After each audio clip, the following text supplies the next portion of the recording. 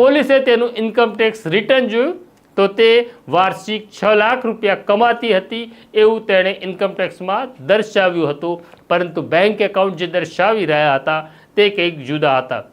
શબનમની વાર્ષિક આવક bank account પ્રમાણે 60 લાખ રૂપિયાની હતી. આમ શબનમ ગેરકાયદેસર પ્રવૃત્તિ કરતી હતી તે વેપારનો અને તેમાંથી લાખો રૂપિયા કમાતી હતી. આ લાખો રૂપિયા કમાયા તેમાંથી તેણે એક મિલકત વસાવી હતી જેની કિંમત છે 80 લાખ રૂપિયા. BNS 107 શું કહે છે એ પણ સમજી લઈએ.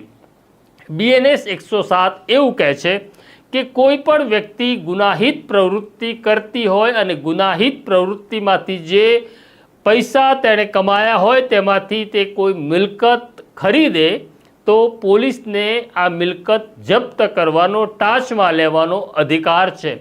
પહેલાં આ અધિકાર માત્ર એન્ફોર્સમેન્ટ ડાયરેક્ટર પાસે હતો. હવે ભારતીય ન્યાય સંહિતા 107 પ્રમાણે આ સત્તા એટલે કે મિલકત ટાંચમાં લેવાની સત્તા પોલીસને આપવામાં આવી છે.